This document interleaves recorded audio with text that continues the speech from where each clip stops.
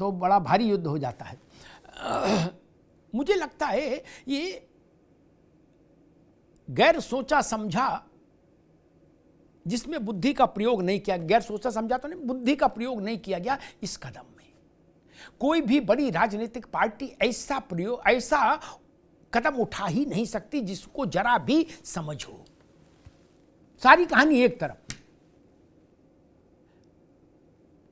पांव पर कुल्हाड़ी मार लेना एक चीज है और कुल्हाड़ी पांव दे मारना दूसरी चीज है। ये दूसरे टाइप का काम किया गया। बोले कुल्हाड़ी कहां है? बोले उधर कोने में रखी। बोले हम वहीं जा रहे हैं। बोले क्यों? बोले पांव मारना कुल्हाड़ी। मार लिया, अब आप रोते फिर रहे हैं। बोले अरे ये तो घाव हो गया। डॉक्टर ने ऐसा काम ही क्यों किया यार? आज तक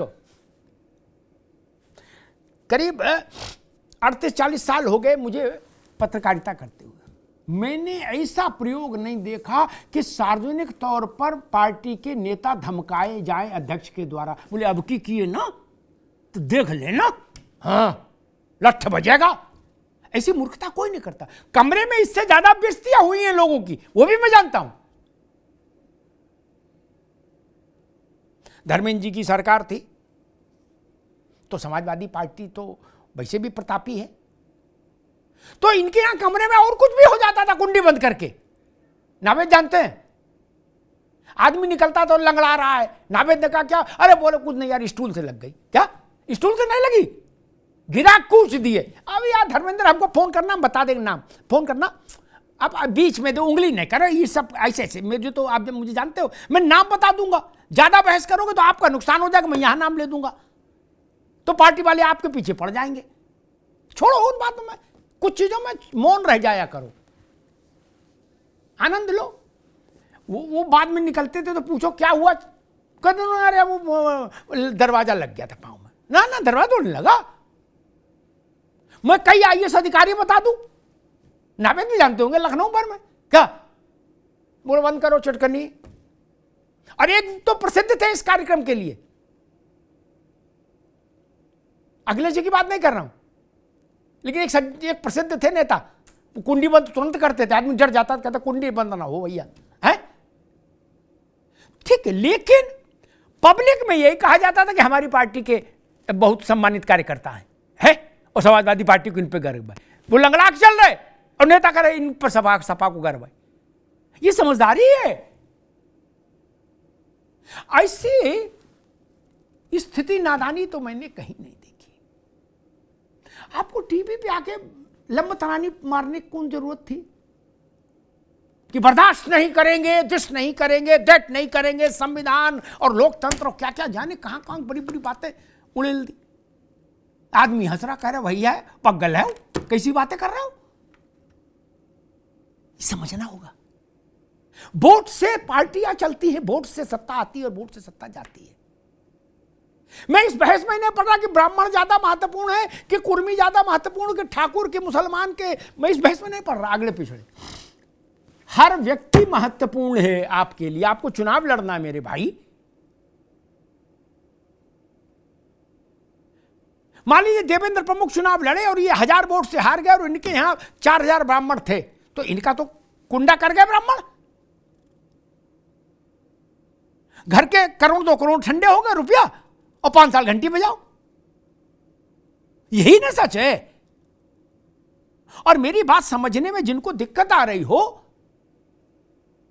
नावेद जी, वो 2024 का लोकसभा चुनाव में 80 सीटों का वोटों का अंक गणित टेबल पर रख के मेरे साथ बैठ जाइए, मैं बता दूंगा कहां किस जाति का क्या खेल था।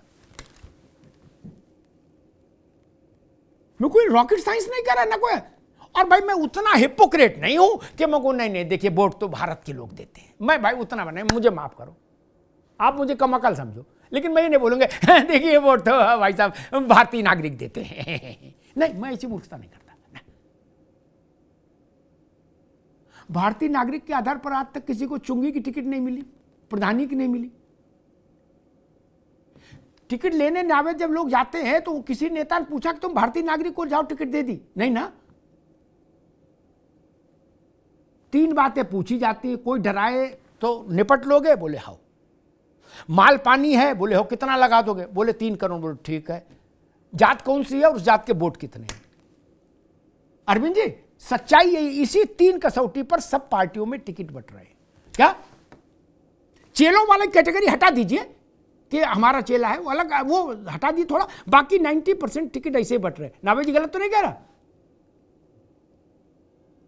और जातियों में भी गोत्र तक पहुंच गई है टिकट का मामला, गोत्र तक। बोले घोसी नहीं लड़ाएंगे, कमरिया लड़ाएंगे। धर्मेंद्र जी समझ गए होंगे। बोले यहां घोसी नहीं लड़ाएंगे, यहां कमरिया लड़ाएंगे। क्या माइक्रो मैनेजमेंट हो रहा है जातियों का, वहां ही लठैती क्यों। मुझसे एक बड़े ब्राह्मण नेता ने कहा कि भाई साहब हम गुस्सा नहीं है, हम हैरान हैं कि हो क्या गया है। इतनी ठंड तो पड़ नहीं रही कि ऐसा असंतुलन हो जाए। दिल्ली वाले परेशान, केशव कुंज वाले परेशान, लखनऊ वाले परेशान के दादा ये रायता काहे फैला दिया, अब कौन समेटेगा। और ये जो लोग कह रहे हैं, जैसे नावेद जी ने कहा, अरविंद जी ने कहा, देवेंद्र जी ने कहा, तीनों ने कहा, तीनों की बात सिरमाथे, वो भी अपने अनुभव से सही कह रहे हैं कि भाजपा समर्थ है, उसके पास नेतृत्व प्रामाणिक है, ऐसा है, वैसे सारी बातें ठीक, बड़ी पार्टी है, संभाल लेगी, झटका झेल लेगी। लेकिन मेरा मानना थोड़ा दूसरा है। क्या मैं धर्मेंद्र जी की उम्मीदों के साथ नहीं खड़ा पार्सपा की, लेकिन फिर भी मेरा मानना इसलिए दूसरा है। अरविंद जी, बनारस में मैं गया 2-3 साल पहले की बात है, दर्शन करने। तो एक व्यक्ति वहां मिले, बोले साहब हम आपसे बड़ा प्रभावित है, आपको सुनते हैं, आपके फैन हैं। फिर उनसे बातचीत हुई तो उत्तर प्रदेश, पूर्वी उत्तर प्रदेश के एक बड़े गैंगस्टर ने उन पर हमला किया था, तो उनके 8 गोलियां लगी थी शरीर में। क्या 5 लोग मारे गए थे, वो अकेले बचे थे। तो बताए हमको कि बाबा ने बचा लिया। क्या 8 गोली से बच गया, बम से बच गया आदमी। क्या लेकिन बाद में पता लगा टिटनेस से मर गया। क्या टिटनेस से मर गया। कई 100 राउंड फायरिंग में बच गया, 5 मर गए थे उसके साथी। नावेद बाबू सेप्टिक से मर गया, सेप्टिक से। बोलो सियावर रामचंद्र की जय। अरविंद जी बोले हम सब देख लेंगे, हमें ना बताओ कैसे मैनेजमेंट होता। अच्छा जी। बोले हमने बंदूक और बम देखे। अच्छा जी। किसी ने गुलेल से मार दिया तब क्या करोगे।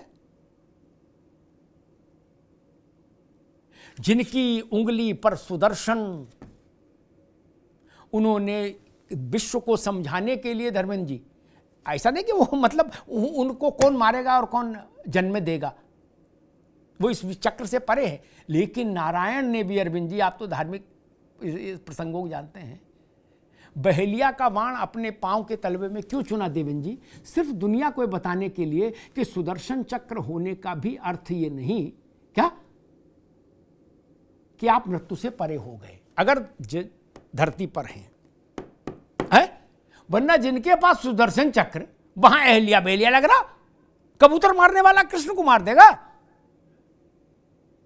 लेकिन ऐसा हुआ है, भारत का इतिहास बताता है, हुआ ना। तो बहेलिया जब कृष्ण जी को उस स्थिति में ले आया, कई बार गुलेल का कंकड़ अगर यहां लग जाए नावेद बाबू, तो आदमी मर भी सकता है।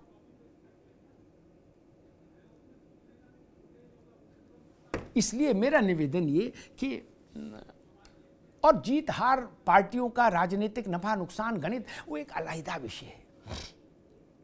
मैं एक नागरिक के नाते ये बात कहूंगा, किसी भी जाति के, किसी वर्ग के, किसी भी आयु के, किसी भी क्षेत्र के जनप्रतिनिधि बैठे जनप्रतिनिधि हैं यार, वो कोई संविदा के कर्मचारी है क्या आप उनको हाँक रहे हैं। 8-10 लाख लोगों से चुनकर आए हैं, उनको बताना पड़ेगा, पूछना पड़ेगा कि गजक खा ले कि ना खा ले। बोले लिट्टी खाएं कि नहीं खाए, बोले लिट्टी मत खाना, संविधान विरोधी कार्य है, आप छोले भटूरे लो। ये क्या बात हो गई। और पार्टी के स्तर पर मैं एक पत्रकार के नाते कहूंगा, ये भोला मैनेजमेंट था। अगर ये मैनेजमेंट है तो ये भोला मैनेजमेंट है। ये सिर्फ और सिर्फ भाजपा को नुकसान देगा। कितना देगा, कितना भाजपा संभाल लेगी, कितना नहीं संभाल पाएगी, ये भाजपा जाने। लेकिन यह प्रसंग भाजपा को डेंट लगाएगा, गाजीपुर से गाजियाबाद और बस्ती से बहराइच तक, ये ध्यान रखिएगा। धन्यवाद।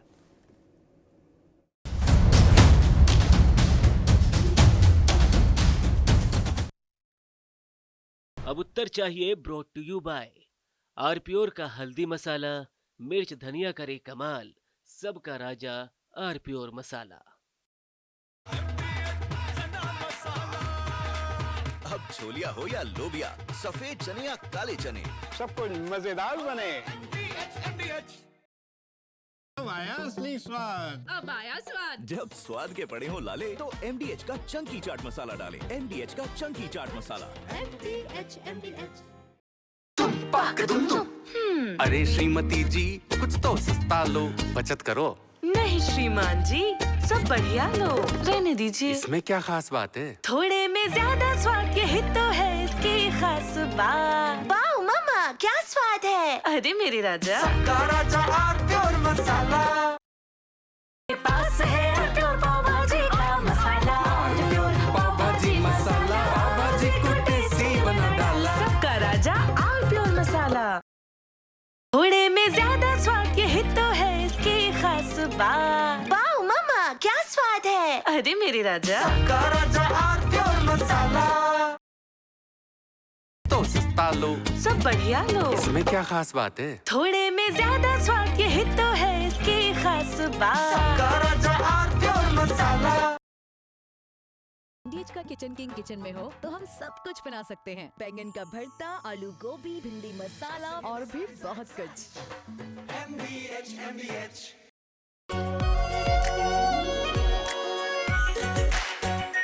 आरप्योर शाही paneer masala, delicious, healthy everyday.